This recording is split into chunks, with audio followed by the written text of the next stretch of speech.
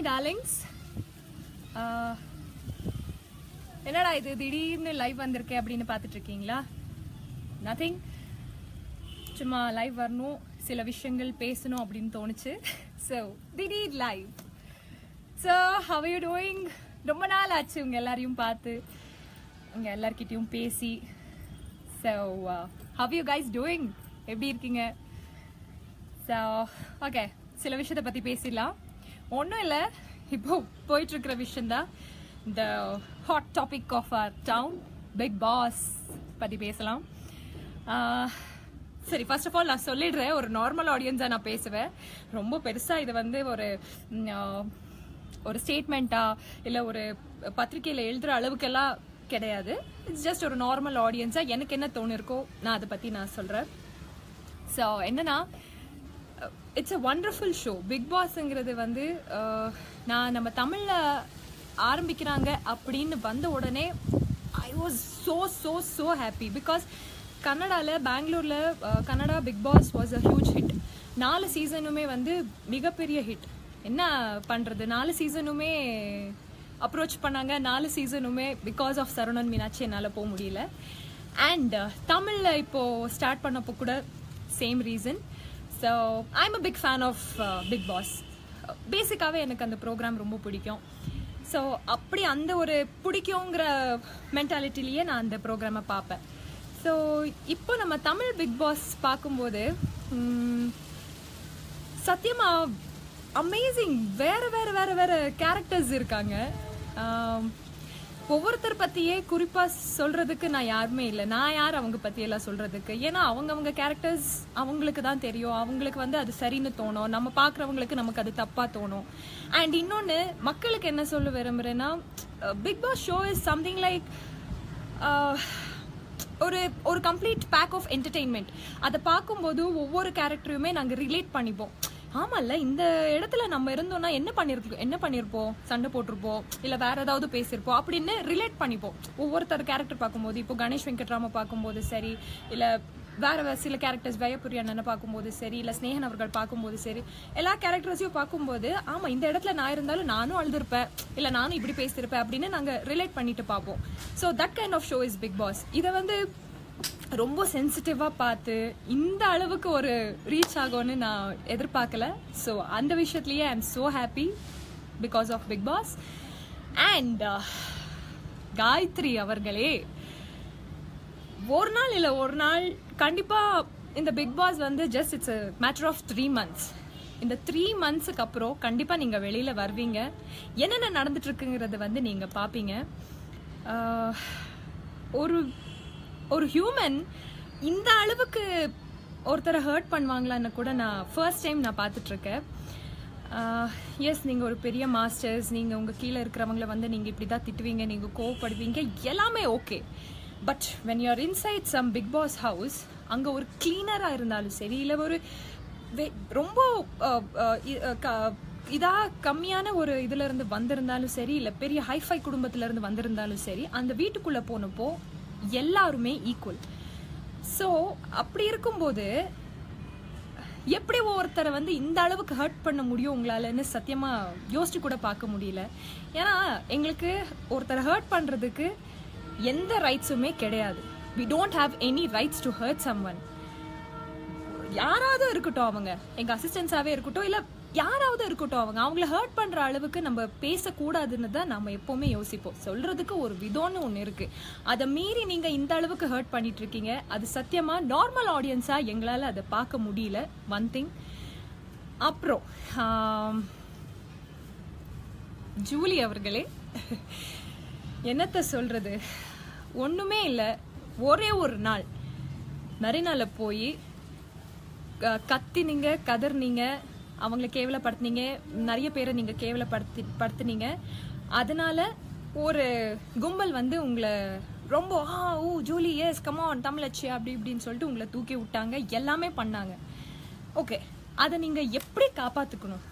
அது வேற லெவலுக்கான ஒரு ரெக்கக்னைசேஷன் உங்களுக்கு கிடைச்சிருந்தது. அதை ரொம்ப நல்லாவே நீங்கள் காப்பாற்றிருக்கலாம்.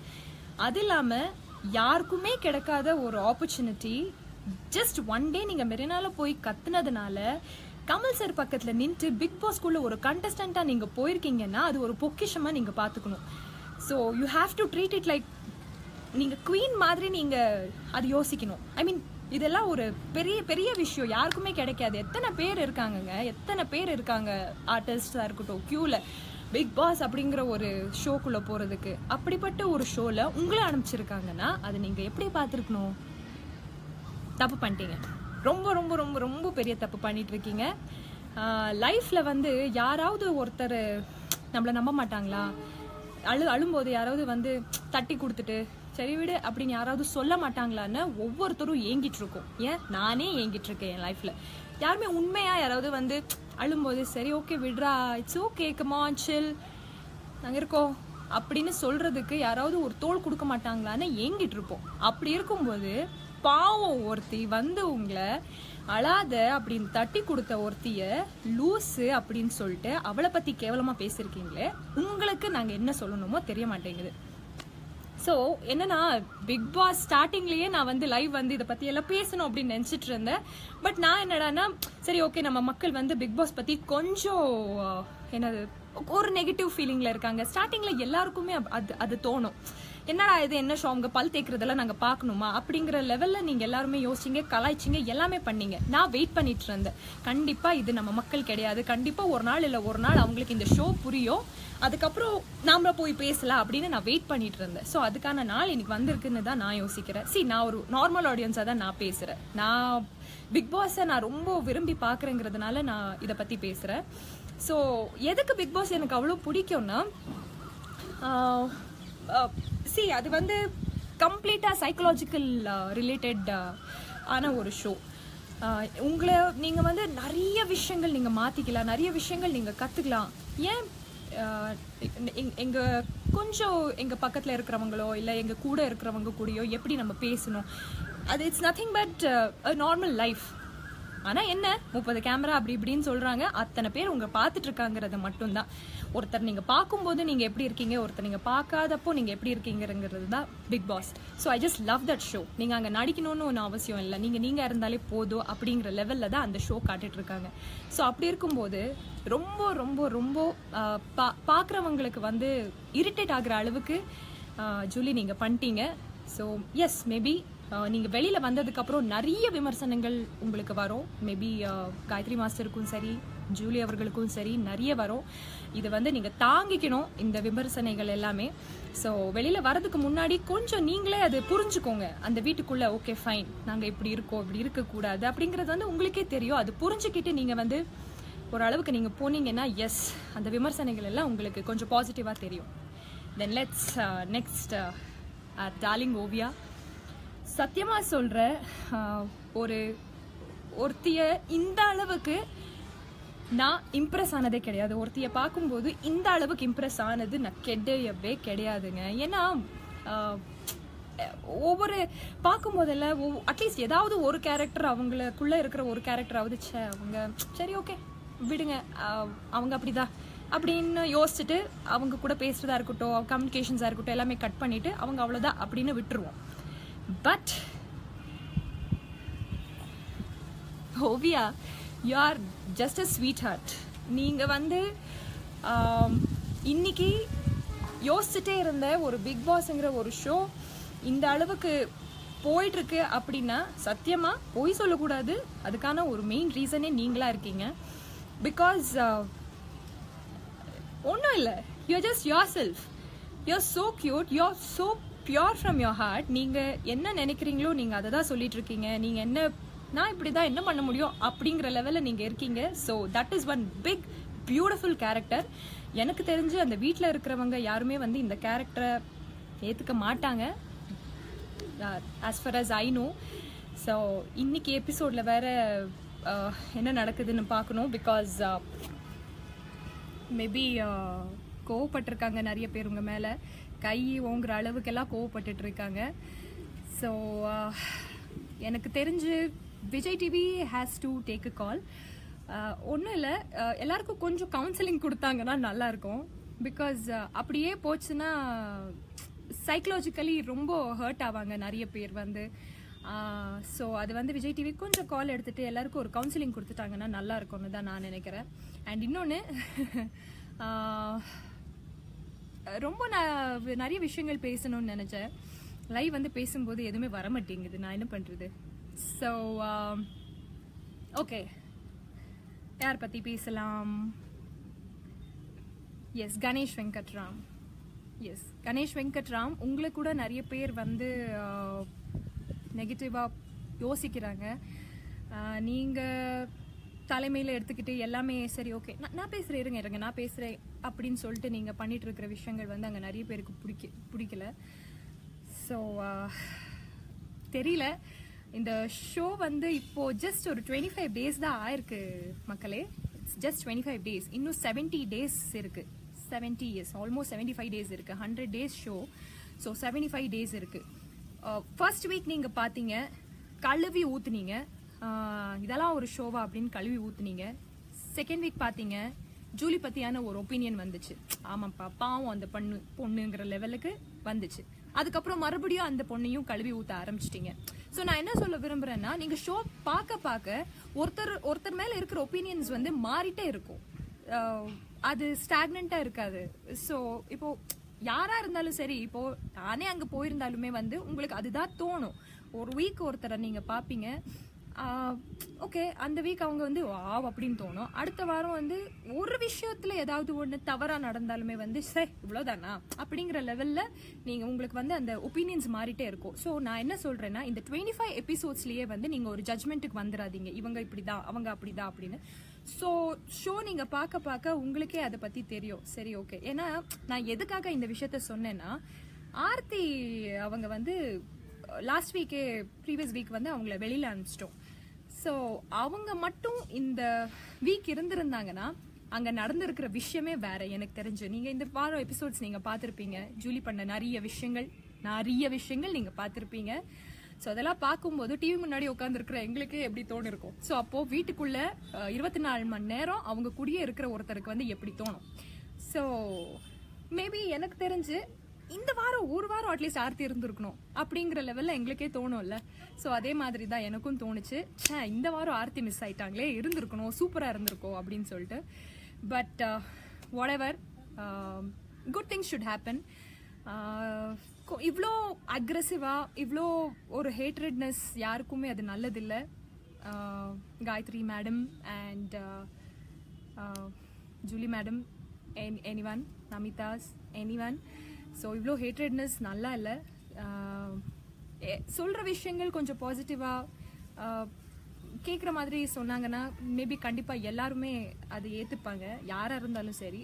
ஓவியா, எஸ் அவள் வந்து ஒரு லவ்லி கேரக்டர். அந்த மாதிரி கேரக்டர் நம்ம நிஜ ஜீவனில் பார்க்க வர்றது வந்து ரொம்ப கஷ்டம், ரொம்ப கம்மியாக இருப்பாங்க. அந்த மாதிரி ஒரு character, easy going take it light character சத்தியமாக நம்ம சுற்றி பார்த்தோம்னா ரொம்ப கம்மி அந்த மாதிரி கேரக்டர்ஸ். அதனாலேயே Oviya you have won thousands of hearts, lakhs of heartsன்னு சொல்லலாம். ஸோ அதில் நானும் ஒருத்தி. So it's just amazing. அப்படி இருக்கு.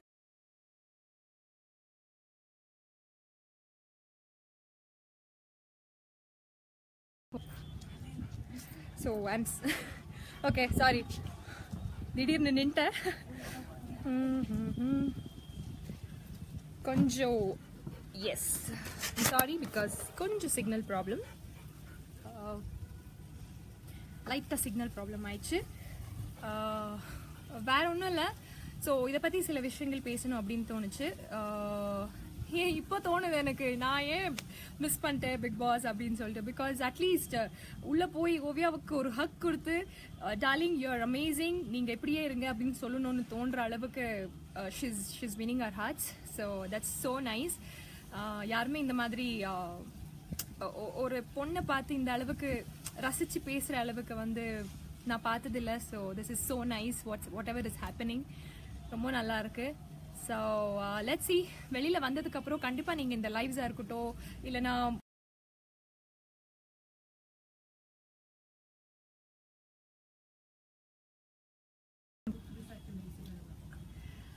ஓகே நான் ஒன்றும் இல்லை, ஒருத்தரை வந்து இந்த அளவுக்கு நீங்கள் டார்கெட் பண்ணுற அளவுக்கு அவங்க ஒன்றும் அப்படி தப்பானவங்க கிடையாதுல்ல. ஸோ ஏன்னா ஃபர்ஸ்ட் வந்து பர்னி அண்ணனை நீங்கள் டார்கெட் பண்ணீங்க உள்ளே இருக்கும்போது. அது வந்து சத்தியமாக யார் பார்த்துட்டு இருக்கும்போது கூட ரொம்ப ஃபீல் பண்ண ஒரு விஷயம். ஏன்னா பாவம் அவங்க வெளியில் வந்ததுக்கப்புறம் அவங்க என்னென்னலாம் ஃபேஸ் பண்ணியிருக்காங்கிறது வந்து அவங்களுக்கு தான் தெரியும். இது மட்டுமே எங்களுக்கு வாழ்க்கை கிடையாது, யாராக இருந்தாலும் சரி. பிக் பாஸ் மட்டுமே எங்களுக்கு வாழ்க்கை கிடையாது. இந்த 3 மந்த்ஸ்க்கு அப்புறம் அது தவிர்த்து எங்களுக்கு வேற வாழ்க்கையும் இருக்கு. அந்த வாழ்க்கை ஹர்ட் ஆகிடக்கூடாதுல்ல, அதை கொஞ்சம் மைண்டில் வச்சுக்கோங்க. ஸோ அதை நீங்கள் மைண்டில் வச்சுக்கிட்டு கொஞ்சம் பாசிட்டிவாக, எந்த ஒரு நெகட்டிவ் கலாட்டா இது எதுவுமே இல்லாமல் கொஞ்சம் பாசிட்டிவாக, நல்ல இன்ஸ்பைரிங்காக, பார்க்குறவங்களுக்கு வந்து உங்களை பார்த்த உடனே இன்ஸ்பயர் ஆகணும், அந்த அளவுக்கு நீங்கள் இருந்தீங்கன்னா ரொம்ப நல்லா இருக்கும் அப்படின்னு.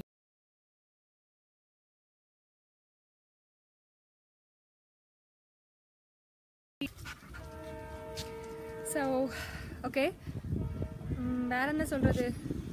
என் ஹாப்பியாக பார்க்குறீங்களா மறுபடியும்? You want to see my happy? Happy, come here.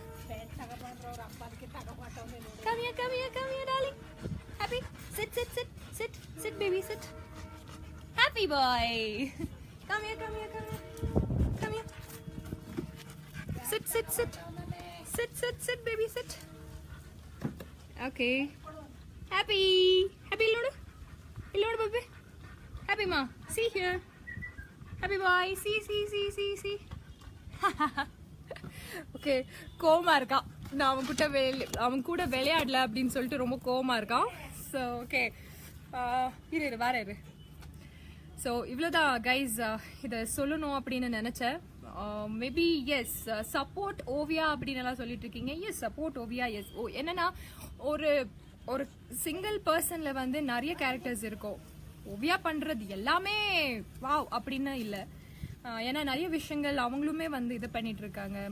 நிறைய பேசும்போது இது பண்றதா இருக்கட்டும், ஸோ நான் வேலை பண்ண மாட்டேன், நான் இப்படிதான் அப்படின்னு சொல்றதா இருக்கட்டும், அது என்ன ஆகும்னா ஹவுஸ்மேட்ஸுக்கு வந்து கொஞ்சம் ப்ரோவோக் ஆகும்.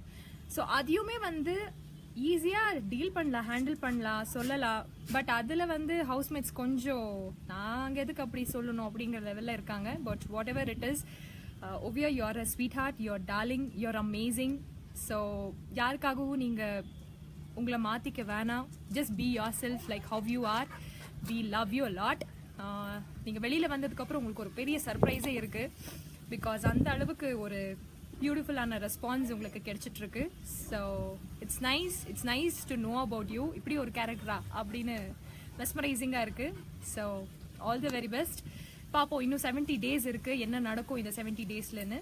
ஸோ இன்னைக்கு எபிசோடில் வந்து ஆக்சுவலி எஸ், எல்லாரும் சொல்கிற மாதிரி நானும் எதிர்பார்த்துட்ருக்கேன். கொஞ்சம் அந்த கான்வர்சேஷனை வந்து ஜூலி அண்ட் ஓவியாவுக்கு நடந்த கான்வர்சேஷனை வந்து கொஞ்சம் காட்டினீங்கன்னா மற்ற ஹவுஸ்மேட்ஸுக்கு யார் என்னங்கிறது வந்து அங்கேயே தெரிஞ்சிடும். அதுக்கப்புறம் மேபி அட்லீஸ்ட் ஓவியாவை கொஞ்சம் புரிஞ்சுப்பாங்க வீட்டில் இருக்கிறவங்க எல்லாரும் அப்படின்னு நான் நினைக்கிறேன். ஸோ லெட்ஸ் see, நாங்கள் சொல்றது எங்க கேட்பாங்க, அவங்க போடுறது தான் நம்ம பார்க்கணும். என்ன பண்றது? ஸோ 1 hour 24/7 நடக்கிற ஒரு விஷயத்த வந்து 1 hourல அவங்க கிறிஸ்பா காட்டுறது, மேபி நாங்கள் தப்பாக ஜட்ஜ் பண்ணுறதோ இல்லை அதை பார்த்துட்ட உடனே நாங்கள் ஒரு டிசிஷனுக்கு வரதும் வேணாம். So let's see what is happening till 70 days to go. பார்ப்போம் என்ன நடக்கும். So this is what is Bigg Boss. Fine, done. Bigg Boss பற்றி பேசினது போதும். now let's talk to you guys. எப்படி இருக்கீங்க மக்களே? நல்லா இருக்கீங்களா? ரொம்ப நாளுக்கு அப்புறம் லைவ் வந்துட்டு இருக்கு. ஸோ பேச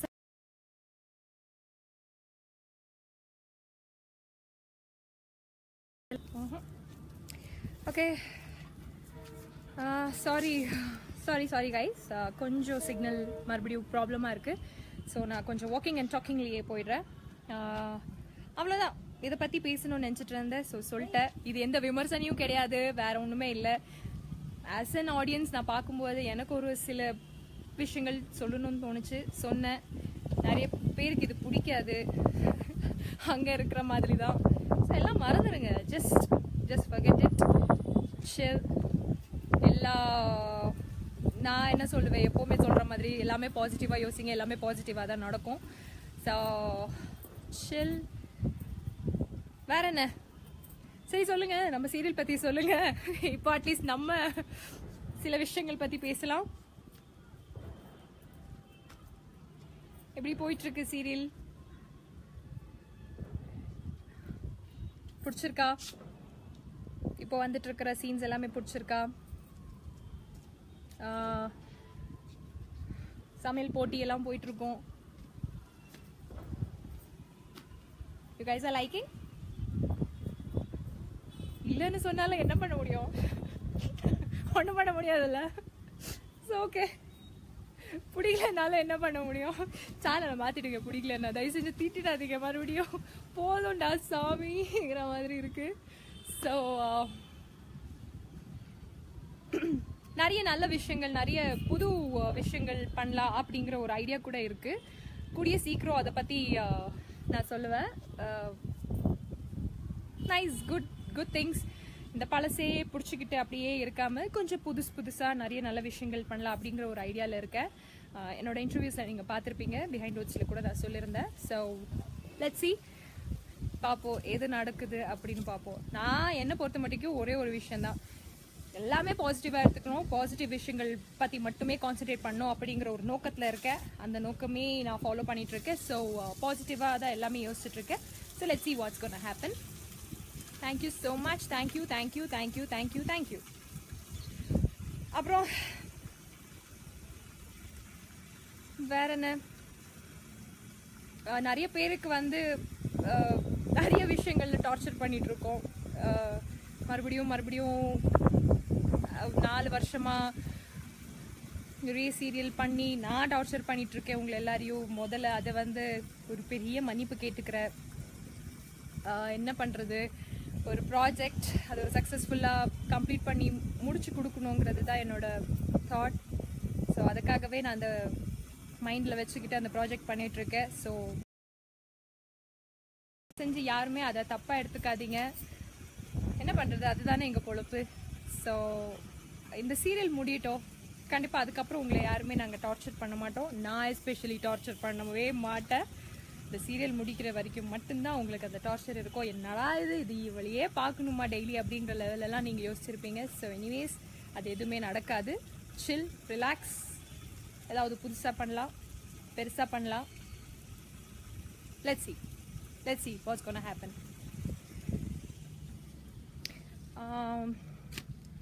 கை வலிக்குது. ஆமாம், ஓகே ஃபைன். வேற என்ன, நதிங் எல்ஸ். ரொம்ப காதடிக்குது, வீட்டுக்கு போகிறேன். என்னோட வியூஸ், என்னோட தாட் சொல்லி முடிச்சாச்சு. So let's see. Okay, thank you guys, thank you for joining me on live. திடீர்னு லைவ் வந்துட்டேன். நிறைய பேருக்கு வந்து சொல்லாமல் லைவ் வந்திருக்கேன், எனக்கு கோவப்படிட்டு இருக்கீங்க. சாரி, மன்னிச்சு விடுங்க. Thank you so much guys. நான் கிளம்பா. எல்லாருக்கும் மெசேஜ் பண்ணிட்டு இருக்கிற எல்லாருக்கும் ஒரு பெரிய ஹாய் அண்ட் ஒரு பெரிய பாய். இதுக்கு மேலே பேசுனீங்கன்னா மறுபடியும் திட்ட ஆரம்பிச்சிருவீங்க. எதுக்கு, இதோட நீ பாட்டிக்கிட்டு நான் பாட்டுக்கு நான் போயிடுறேன். Thank you so much. அண்ட் மறுபடியும் ஒரு 2 வாரத்துக்கு அப்புறம் மறுபடியும் லைவ் வருவேன், அப்போ பேசலாம். தேங்க்யூ கைஸ், பாய். ஸ்டாப்.